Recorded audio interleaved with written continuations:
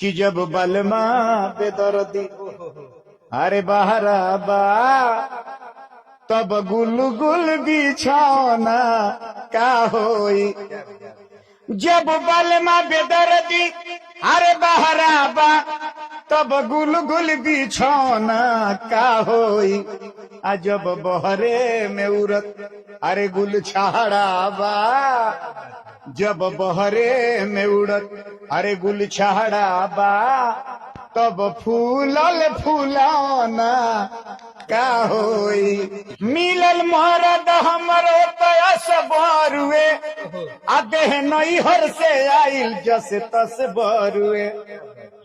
मिलल मरद हमरो तयस बरुए देह नैहर से आइल जस तस बरुए।